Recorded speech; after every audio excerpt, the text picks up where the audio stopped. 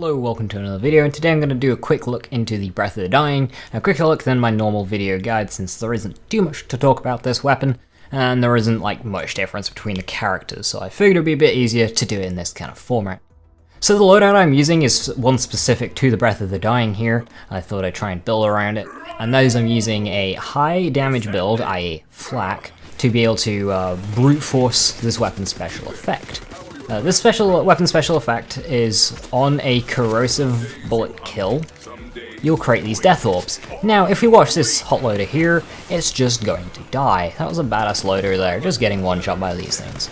But we have to use corrosive damage, which is going to limit our choice of anoints, specifically the grenade and shield anoints, which are very, very powerful. But of course you have to mix elements, and if we mix elements, they can steal the kill, and you won't get the death orbs.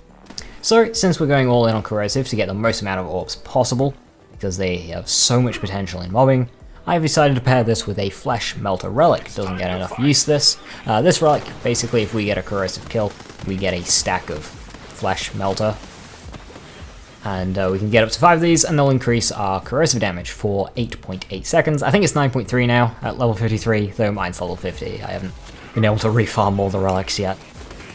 It's quite a grind to get all the artifact and class mods back. I haven't really focused on them either because the change isn't huge compared to weapons.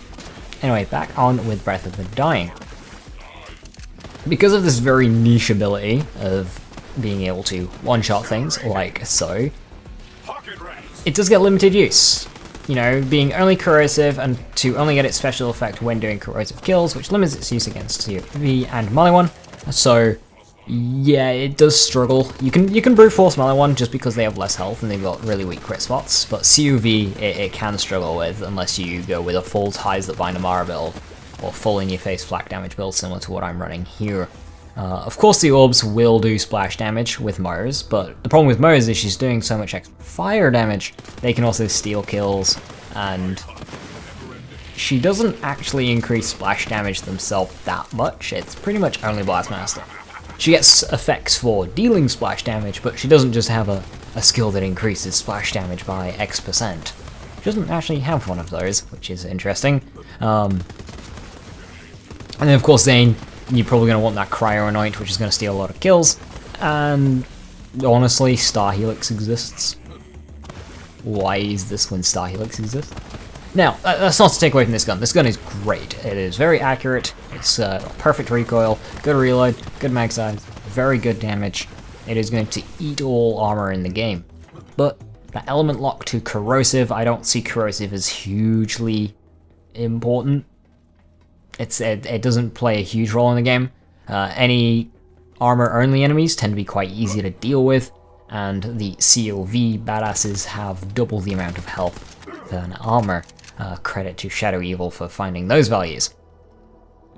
And it's always better to mix elements with COV anyway, and you can't with this gun. So that's why I prefer the Star Helix, which is another Dial Assault Rifle that just got a buff. And that's kind of why this gun I'm bringing it to light again in terms of my arsenal. I know other people have covered it, of course, it's a weapon that just got buffed. But because of this 35% buff, we're able to brute force its special effect by being able to bypass those grenade and shield anoints. I'm running one on the shield, I'm not running one on the grenade of course, because 2 corrosive ones won't stack. So it just makes up for the loss of that grenade anoint with this bonus 35% damage, which is nice, which allows us to use this gun more, which is always welcome. You know, more guns being used at Mayhem 4, never turn that down. And it is a fun gun, I've always liked it. It was one of my first guns that I got at level 50 with an anoint 300% slam. I liked it a lot, so I'm not saying this gun's bad or I dislike it. I just think its use is quite niche. Yes, you can one-shot Wotan with it. No, it's not practical. The Wotan thing, by the way, is Wotan's brain's surrounded by glass. You can break the glass, it procs a kill, you can get second wins off that. You can also proc the Death Orb explosion, that's what I'm calling it. Which can kill Wotan by just annihilating the brain. As I say, it's not very practical. I actually tried getting a clip of that, and I just couldn't get the orbs to trigger on breaking the glass. I don't even think the glass was there. But I know other people have done it. Basically, shoot glass, Wotan dies. Not like bottom half Wotan lives long anyway if you shoot it with some strong weaponry.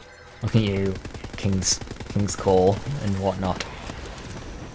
But anyway, that's King's Call. This is Breath of the Dying, and it's nice to use assault rifles, especially ones that don't bounce around everywhere. Borderlands 2, assault rifles bounce around too much. I didn't really like the burst fire of Dahl. Much prefer them again in this game. They feel a lot like Borderlands 1. Assault rifles way more fun, so thank you Gearbox for buffing them up. It's not a game-changing buff, but you know, it just gives them a bit more viability in these higher difficulties, and I'm grateful for that. I still think Dictator is the king of almost said auto rifles. God. Assault rifles. Star Helix, close second, and this one definitely not far behind. It's a good gun, it's got a really good mobbing ability. It's so good, it can murder you in the blink of an eye as well if you're not careful. Died a lot when using this gun in the last few days. A lot. But it can also annihilate ads, you know, that constructor earlier hit it for 5 million damage. You don't do that every day with an assault rifle, so that's pretty good. Hard to deny it. And here I'm just stomping up these final few enemies. Well, I was not using anoints. Used it there, apparently. Just to show that it can work with this Flesh Melter Relic and high damage flak setup. So with that, I'm going to end it here. Sorry for the slower uploads recently. I've been working on getting my build videos updated, specifically Hellzerker Amara for level 53, and a newer Amara build that's quite a bit more aggressive using phase sample mobbing, so I'm looking forward to sharing that. It's very, very good fun, good alternative to Ties That Bind, so I hope you look forward to that. But until then, I hope you have a wonderful rest of your day. Thank you for watching, and I will see you next time. Bye-bye.